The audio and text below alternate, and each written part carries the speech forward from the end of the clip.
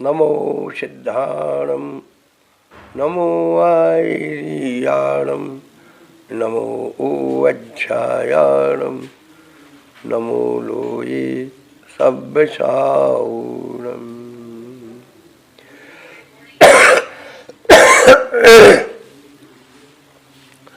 ध्यान करेंगे हम सब मिलकर ध्यान करेंगे, पंच प्रभु का ध्यान करेंगे, अरिहंतों की शरण रहेंगे, सिद्धों का गुणगान करेंगे, आचार्यों की सेवा करेंगे, उपाध्याय से ज्ञान करेंगे, सर्व साधु को शीश नवेंगे, रात्रि भोजन नहीं करेंगे, बिना छना जल नहीं पिएंगे, धर्म शास्त्र को रोज पढ़ेंगे, सत्य व्यसन से दूर रहेंगे, भक्त बने भगवान बनेंगे, अमित सौख्य रस पान करेंगे, ध्यान करेंगे हम सब मिलकर ध्यान करेंगे। नीति कहती है, जो अपने आराध्य के विषय में कुछ नहीं जानता उसकी आराधना का कोई मूल्य नहीं है। जिस धर्म में हम लोग पैदा हुए हैं उस धर्म के आराध्य हमारे पंच परमेष्ठी है। जब तक हम पंच परमेष्ठी के स्वरूप का बोध नहीं करेंगे तब तक हमारे अंदर भी स्वयं को पहचानने की शक्ति नहीं आ सकती। हमने अरहंतों के स्वरूप को पिछले दिनों विवेचित किया। हमारे अरहंत कौन है? जो पूर्ण ज्ञानवान है। जो पूर्ण ज्ञानवान है वही भगवान है, उन्हें ही अरहंत कहते हैं। सिद्ध कौन है? जो अशरीरी है। शरीर से निकलने वाली आत्मा फिर कभी किसी भी शरीर में जन्म न ले, ऐसे अशरीरी आत्मा को सिद्ध कहा। आचार्य भगवान जो हमें अरहंत और सिद्ध बनने की पात्रता हमारे अंदर पैदा करते हैं, हमारा नॉमिनेशन करते हैं, हमारा रजिस्ट्रेशन करते हैं, हमारी पात्रता हमें देते हैं, वह हमारे आचार्य परमेष्ठी हैं। जो हमें अरहंत और सिद्ध बनने की शिक्षा पढ़ाते हैं वह हमारे उपाध्याय परमेष्ठी हैं। और जो भी अरहंत और सिद्ध बनने की शिक्षा को पढ़ते हैं वे साधु परमेष्ठी होते हैं। पंच परमेष्ठी में जो प्रारंभिक चित्रण था, हमने प्रारंभ में बताया था। आगे दूसरे भाग से उसी नमोकार मंत्र को हमने विशेष रूप से उनके मूल गुणों के बारे में, मंत्र की विशेषता के बारे में बताना प्रारंभ किया है, जिससे हमारा अरहंत का, सिद्ध का, आचार्य का, उपाध्याय का, साधुजन का पूर्ण रूप से हमें ज्ञान हो सके। हम एक ही जगह बहुत सारी बातें पढ़ लेते हैं, वो अव्यवस्थित हो जाते हैं। इसलिए पार्ट टू पार्ट उनको हमें समझना चाहिए। कुछ समय का अभी रुकावट आ गई थी स्वास्थ्य के कारण। अब पुनः अपन अरहंतों के जो 46 मूल गुण हैं उनके बारे में बताया था। एक विशेष बात, जब हम ध्यानत राय की जयमाल पढ़ते हैं देवसात गुरु की पूजा की, उसमें लिखा होता है कहवत के 46 गुण कर्म, कर्मन की 63 प्रकृति नाश, जीते 18 दोष राज, ये परम सुगुण है अनंत धीर, कहवत के 46 गुण गंभीर। अनंतों के 46 गुण कहने के मतलब क्या हुआ? जो तीर्थंकर अरहंत होते हैं उनके 46 मूल गुण होते हैं। जो सामान्य अरहंत होते हैं उनके जन्म के 10 अतिशय नहीं होते। इसीलिए उन्होंने सभी उपचार में से कह दिया कि अरहंतों के 46 मूल गुण होते हैं। अब हम सिद्धों के 8 मूल गुणों पर चलेंगे। सिद्ध परमेष्ठी के बारे में समझेंगे। तो जैसे कि हमने बताया कि वो 8 कर्मों से रहित होते हैं और 8 गुणों से सहित हो जाते हैं। हमारी आत्मा 3 प्रकार के कर्मों से आवृत है। जो हम देख रहे हैं इस शरीर, इसे 9 कर्म कहा जाता है।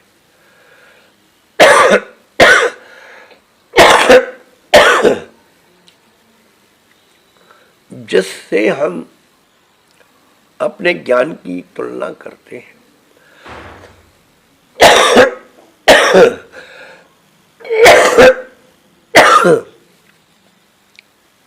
ऐसे ज्ञानावरणादि कर्म हुआ करते हैं जो आत्मा के स्वभाव को ढकते हैं, आत्मा में ज्ञान नहीं होने देते। उन्हें ज्ञानावरणादि द्रव्य कर्म कहते हैं। और जो हमारी आत्मा में कर्मों को लाने में 9 कर्म होते हैं, सहायक कर्म होते हैं, जिनके माध्यम से द्रव्य कर्म खिंचे चले आते हैं, ऐसे राग द्वेष मोह आदि भाव कर्म है। तो हमारी आत्मा अभी 3 कर्मों से आवृत है। 9 कर्म शरीर आदि, द्रव्य कर्म ज्ञानावरण आदि, भाव कर्म राग द्वेष आदि। जब इन तीनों कर्मों से रहित जो आत्मा हो जाती है वह सिद्ध अवस्था को प्राप्त कर लेती है। तो कौन से गुण प्रकट हुए हैं? हमारे प्राचीन विद्वान लोग, गुरु लोग उन गुणों को गाथा में या श्लोक में या छंद में लिपिबद्ध करके गए। सम्मत्तनान दंथन वीर्ये सोमं तवे अगयनम अगुरु लघु मब्बाबाहम 8 गुणा होन्ति सिद्धाणम। सम्यक ज्ञान दर्शन।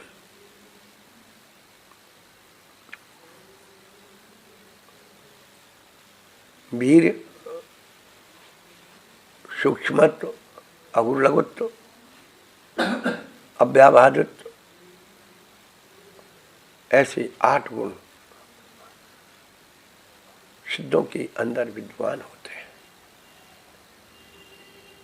प्राय करके बड़े लोग भी सुन रहे होंगे, सिद्ध चक्र विधान में हम लोग इनके स्वरूप को प्रारंभ में ही पढ़ते हैं। पंच परमेष्ठी विधान में 5 परमेष्ठी का स्वरूप बताया गया है।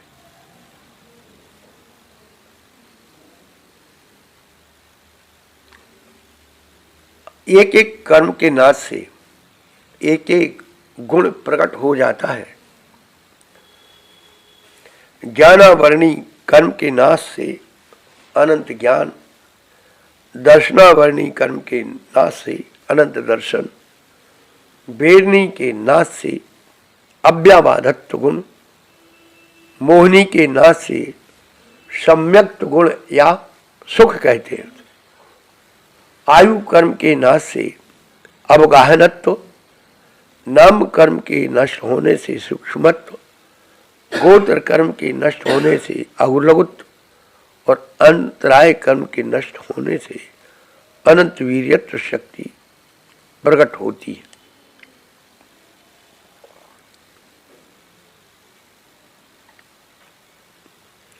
जिज्ञासाएं हमेशा होती रही हैं।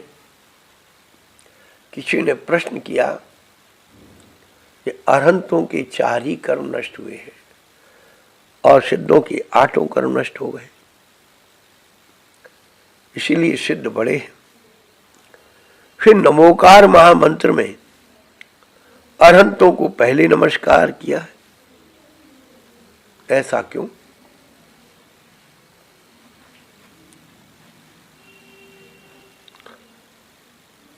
गुरु गोविंद दो खड़े, काके लागू पाए, वलहारी व गुरु देवन गोविंद दियो बताए।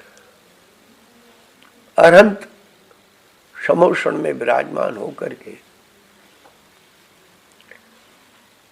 सिद्ध बनने का रास्ता बताते हैं, क्योंकि सिद्ध अपनी सिद्धालय सिद्धशिला में विराजमान है, अशरीरी है।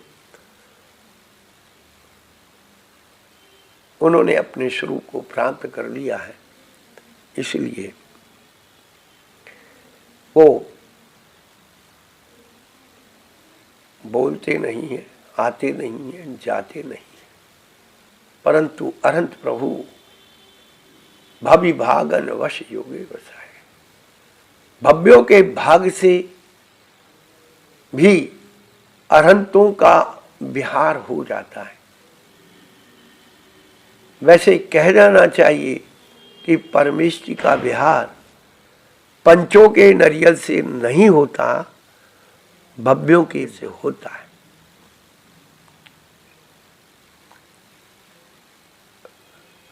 तो अनंत भगवान हमारा उपकार करते हैं, सिद्धत्व को प्राप्त करने की विधि बताते हैं।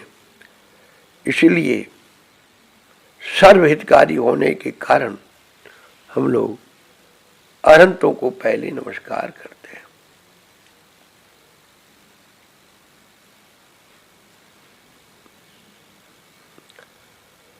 सिद्धों के बाद हमारे आचार्य परमेष्ठी आते हैं। व्यवहारिक परिभाषा में हमने आपको बताया, जो हम अरहंत सिद्ध बनने के लिए नॉमिनेट करते हैं, केवल नॉमिनेट ही नहीं करते, वो स्वयं एक आचरण करते हैं। उनके भी कोई नियम है जो स्वयं पालन करते हैं। 36 मूल गुण आचार्य परमेष्ठी की हुआ करते हैं और शिष्यों को अनुग्रह करना, निग्रह करना, दीक्षा देना, प्रायश्चित देना, ये उनके मुख्य कार्य होते हैं।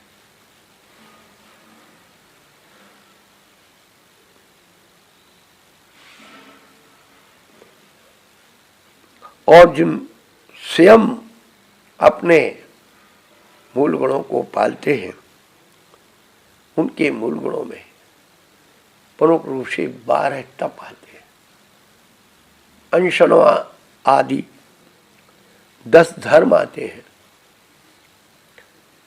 पंचाचार आते हैं, 6 आवश्यक आते हैं और 3 गुप्ती आती। ये 36 मूल गुण उनके स्वयं के सिलेबस का विषय है।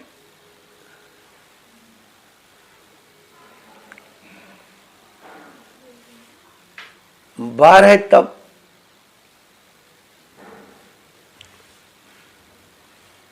में 6 बहिरंग है, 6 अंतरंग है।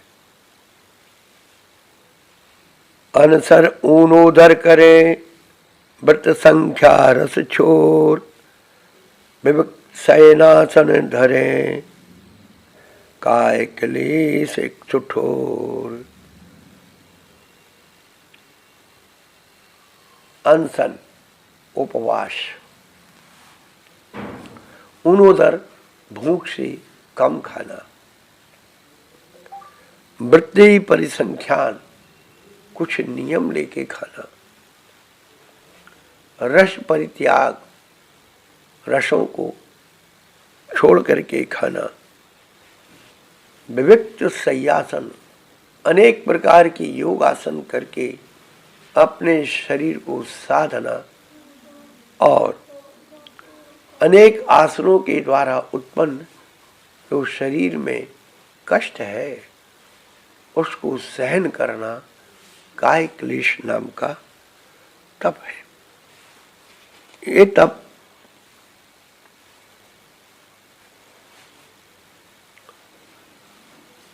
अज्ञानी मिथ्या दृष्टि जीव भी करते हैं, लेकिन जो 6 अंतरंग तप है, जैसे सम्यक दृष्टि मुनराज आदि ही करते हैं,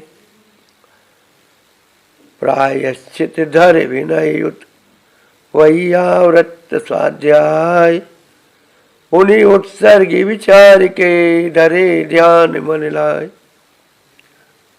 अंतरंग तपों में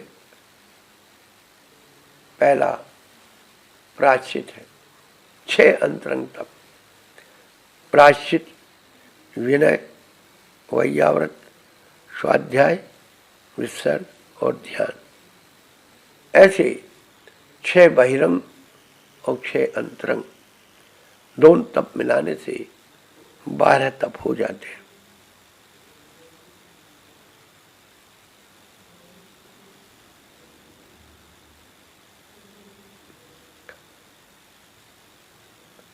दस धर्म प्रतिवर्ष में 3 बार आते हैं। अभी अगले महीने में शुक्ल पक्ष में लग जाएंगे, फिर चैत्र में आते हैं, फिर भादों में आते हैं। कई लोगों को पता ही नहीं है, यही जानते हैं कि भादों के महीने में 10 धर्म आते हैं। तो 10 धर्मों के नाम छंद में भी है। क्षमा मार दो आर जो, सत्य वचन चित पाग, संयम तप त्यागी सर आकिंचन त्याग। उत्तम विशेषण लगा करके, उत्तम क्षमा, उत्तम मार दो, उत्तम मार जाओ, उत्तम सत्य या उत्तम शौच या उत्तम सत्य, ये आगे पीछे 2 विकल्प चलते हैं। कोई सत्य को पहले मानता है, कोई शौच को पहले मानता है। उत्तम संयम, उत्तम तप, उत्तम त्याग, उत्तम आकिंचन्य, उत्तम ब्रह्मचर्य, ये 10 धर्म हुआ करते हैं और इनकी आराधना हम लोग पर्युषण पर्व में करते हैं। इनका स्वरूप 10 धर्म की पूजाओं में दिया गया है, आप वहां से भी पढ़ें। पंचाचार, दर्शन ज्ञान चरित्र तप, बीरज पंचाचार, गोपे मन वच काय को, ज्ञान 36 गुण सार। दर्शनाचार, ज्ञानाचार, चरित्राचार, तपाचार, वीर्याचार, ये पंचाचार जो मन वचन काय को साध करके और अपने जीवन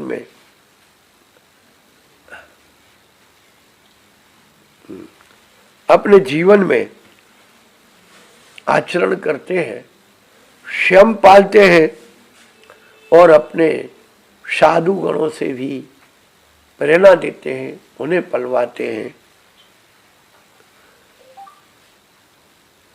उनकी साधना कराते हैं, वे आचार्य परमेष्ठी ऐसे 36 मूल गुणधारी हुआ करते हैं।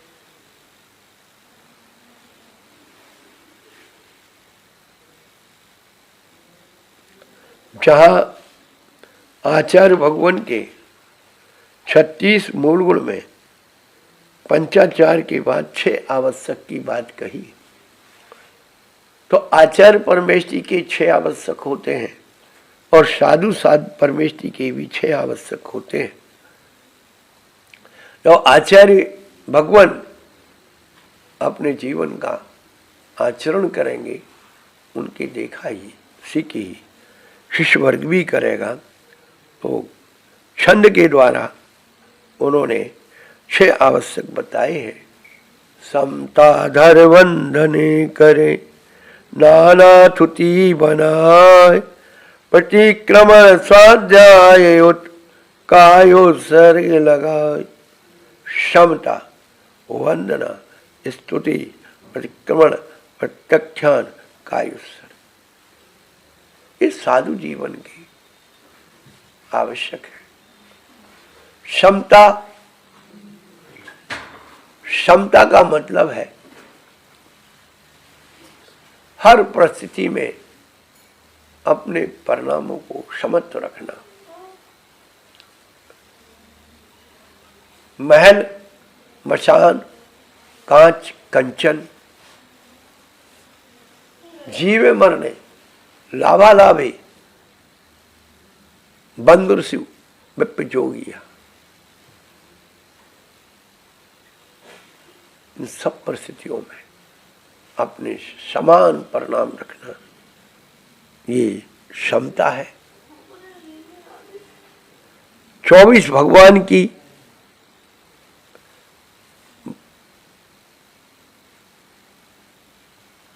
गुरुदेव की वंदना करना, किसी एक प्रभु की स्तुति करना, अपने दैनिक दोषों को प्रतिक्रमण के द्वारा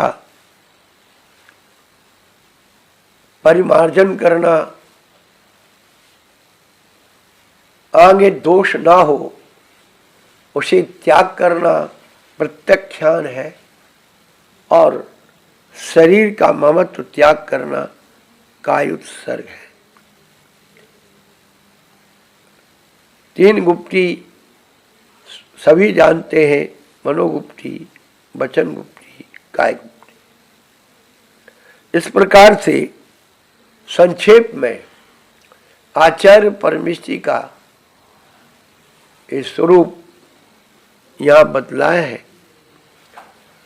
उपाध्याय परमेष्ठी के स्वरूप को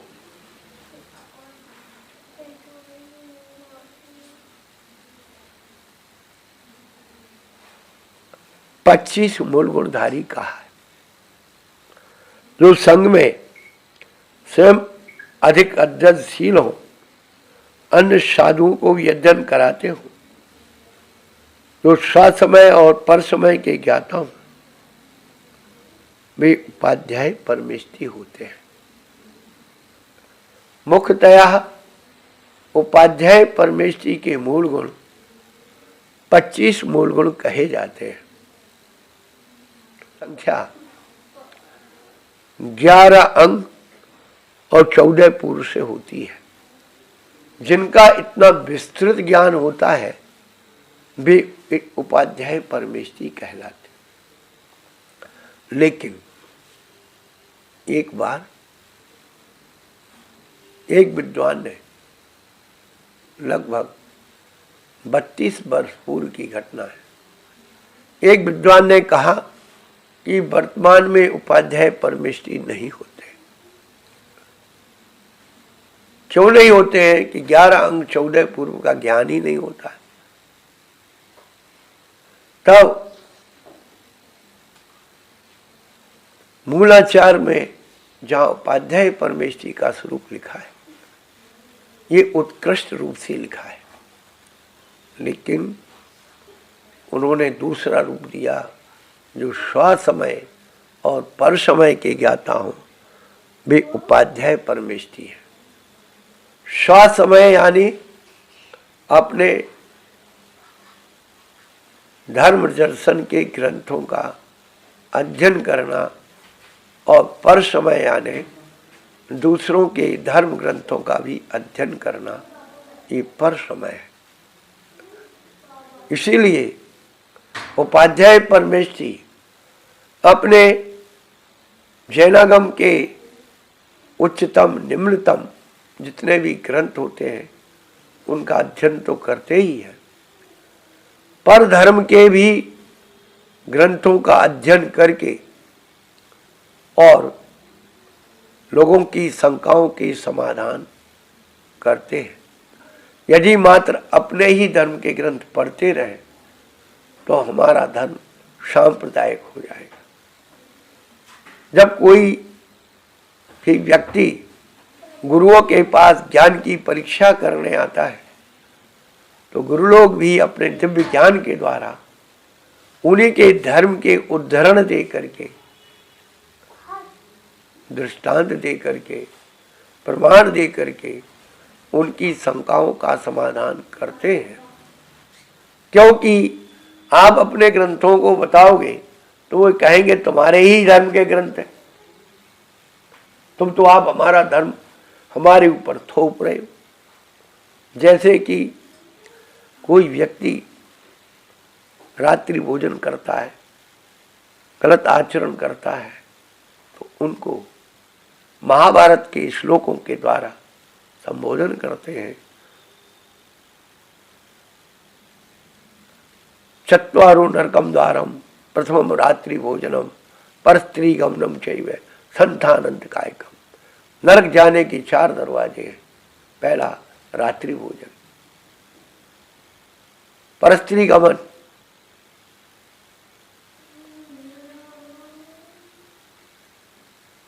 प्रथमम रात्रि भोजनम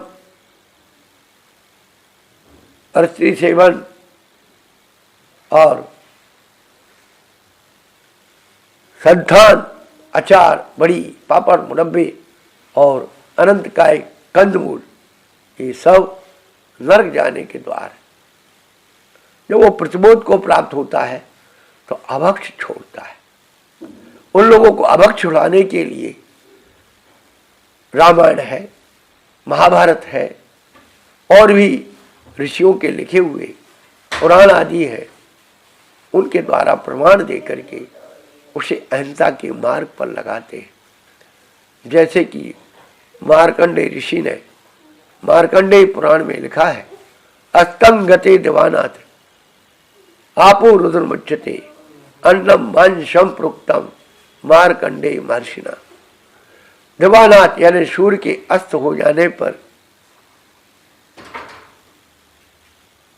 आपू यानी जल, रुधिरम रूट खून की संज्ञा को प्राप्त हो जाता है। अन्नम मांसम प्रोक्तम अन्न मांस की संज्ञा को प्राप्त हो जाता है। जो शराब नहीं पीते, मांस नहीं खाते, उनके जीवन में एक परिवर्तन आता है। कहने का अभिप्राय यही है कि मात्र अन्य धर्मों का अध्ययन केवल उनकी काट के लिए भी नहीं होता है। अन्य धर्मों का अध्ययन करने से लोगों के अंदर उत्साह बढ़ता है और वे जानते हैं कि जैन मुनि भी हमारे ग्रंथों को पढ़ते हैं, समझते हैं। आज बस इतना ही, हम कल उसका विशेष व्याख्यान समय मिलने पर करेंगे। ओम शांति, ओम शांति।